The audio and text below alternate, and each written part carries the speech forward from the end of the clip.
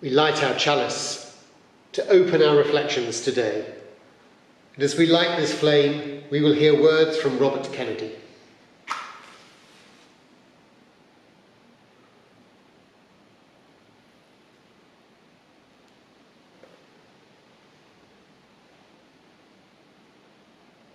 The torch still burns, and because it does, there remains for all of us a chance to light up the tomorrows and brighten the future.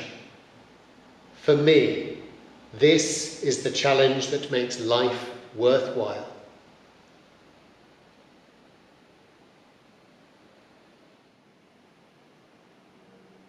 Welcome. Welcome to this, our Midweek Reflection from the Seven Oaks Unitarian Meeting House at this time of the COVID-19 lockdown. We've reached the middle of the year. Now, quite a lot has happened in the first 6 months this year. Much of it we hope never to be repeated, but other elements, for good and not so good, continue as before. Yet this first day of the second half of the year is an important marker nonetheless. It's a stopping point on our journey, as all points are, but midpoints feel that much stronger.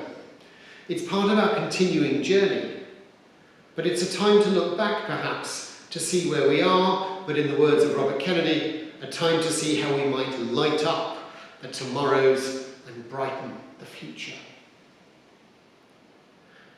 So whether you are here for this midweek reflection for the very first time, whether you are joining us for the 15th time, or somewhere in between,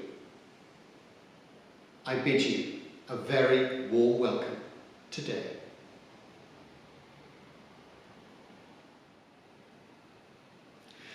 Our first reading today is from a book published in 2004.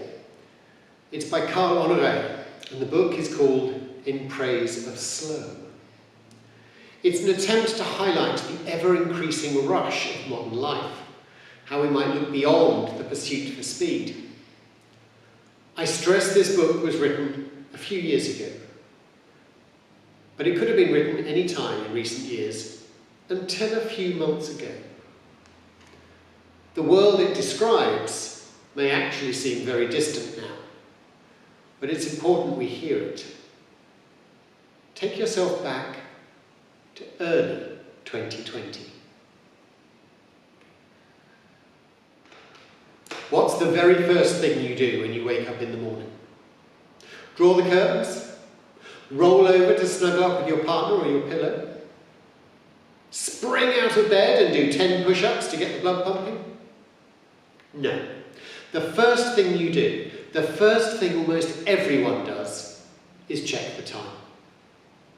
From its perch on the bedside table, the clock gives us our bearings, telling us not only where we stand vis-à-vis the rest of our day, but also how to respond. If it's early, I close my eyes and try to go back to sleep. If it's late, I spring out of bed and make a beeline for the bathroom. Right from that first waking moment, the clock calls the shots. And so it goes on through the day. Every moment is woven into a schedule. And wherever we look, the bedside table, the office canteen, the corner of the computer screen, our own wrists, the clock is ticking, tracking our progress, urging us not to fall behind. As long ago as the 6th century, Benedictine monks lived by a routine that will make a modern line manager proud. Using primitive clocks, they rang bells at set intervals throughout the day and night to hurry each other from one task to the next, from prayer to study to farming to rest, and back to prayer again. But it never stayed that simple. As clocks and control by time increased over the centuries, punctuality got a big boost when the first wind-up alarm clocks hit the market in 1876. A few years later, Factories began installing clocks for workers to punch in at the beginning and the end of each shift, emboldening the time is money principle. A phrase first coined, I'm sorry to say, by Benjamin Franklin, a Unitarian himself. Now, as the clock tightened its grip and technology made it possible to do everything more quickly, hurry and haste seeped into every corner of life. People were expected to think faster, to work faster, to talk faster, to read faster, to write faster, to eat faster, to move faster. And so it goes on. Much has already been destroyed in this orgy of acceleration. We've forgotten how to look forward to things and how to enjoy the moment when they arrive. Restaurants report that hurried diners increasingly pay the bill and order a taxi whilst eating dessert. Many fans leave sporting events early, no matter how close the score, to steal a march on the traffic. And then there's the curse of multitasking. We've lost the art of doing nothing, of shutting out the background noise, of distraction, of slowing down, of simply being alone with our thoughts. As the late actress Carrie Fisher once quipped, even instant gratification takes too long these days.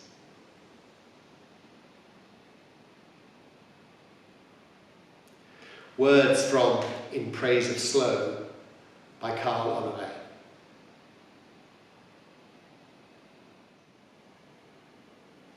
We are at a midpoint.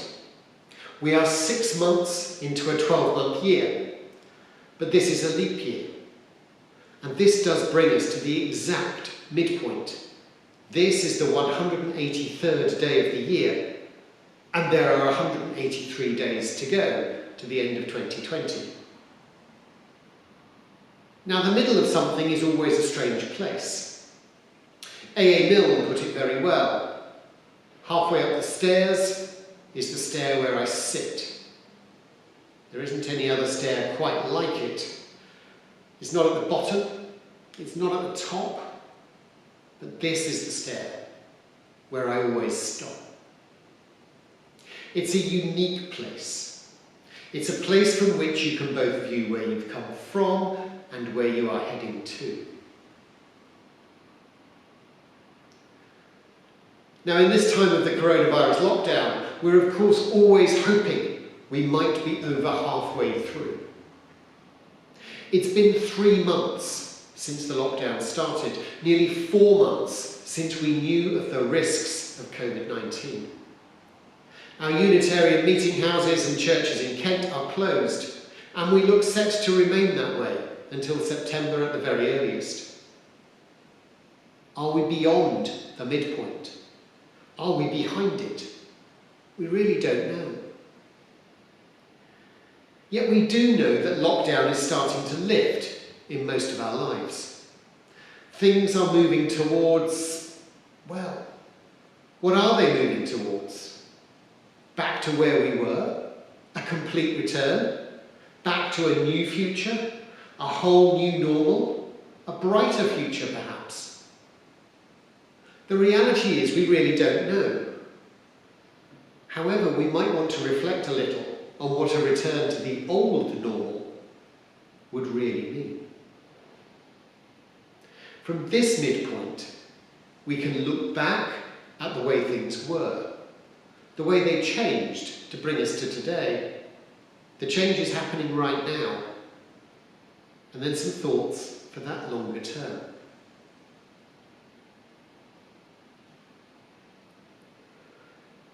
Now, our earlier reading, that piece by Karl Honoré, is a stark reminder of the old normal. It certainly rang true for me. This reminder that our world can be led by the clock, rather than by the opportunity to savour, to deliberate, to reflect. Now, it would be wrong, of course, to suggest that the last few months have provided everybody with ample time to reflect and take time out. It really hasn't for most. And whilst many have experienced a far slower way of life, it is true instead and also that key workers, carers, parents, children have all seen routines simply disrupted and jumbled. However, even within this, almost all will have experienced something they found better. It may have been the lack of traffic outside as you tried to sleep, or the quiet pause in the day as you made your own lunch rather than popping out somewhere, or maybe the Saturday afternoon at home, speaking to the relatives on the phone or via Zoom rather than traipsing around the shops out of habit rather than necessity. Now, as routines settle once more, we have the chance, individually and collectively, to make changes to our lives, to form a new normal, different to before, yet capturing some moments of stillness, a deliberate intent to spend some time away from the rush, from the push of the clock. Now, there is a phrase used by Zen Buddhist teachers that say that when you are most tempted to do something, don't. It's a great line. The underlined tempted reminds us not everything we do is essential, and not everything we do is necessary. By allowing ourselves to stop, to connect once more to something greater, we'll be putting a strength back into the new structures of being. Now, from this vantage point of the middle, we can look back to the good and the not so good of recent months. I really don't want to repeat those months. Perhaps you don't either. But at the same time, there have certainly been moments and practices I wish to savour, to bring forward, to build times of quiet, of simplicity, back into my life. Now's the time to remember, to hold and pause the clock occasionally, to find the calm at the centre of the storm, to stand upon the midpoint from where we shape the future.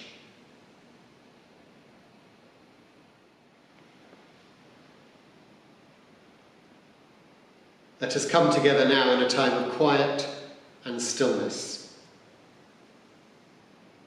As we settle our bodies, perhaps closing our eyes and focusing on our breath. I shall say some words. I shall strike the singing bowl, and we shall come together in stillness and quiet together.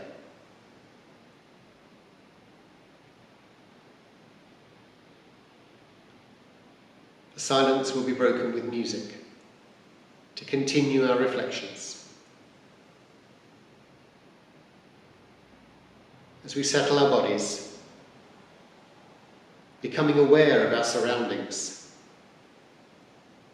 feeling our connection to the place we sit and its connection to the wider world. As theologian Reinhold Niebuhr once said, just because it seems we do nothing does not mean that nothing is being done. So let's take some time now to do nothing. Maybe allowing a look back, a thought forward, to find a midpoint of stillness.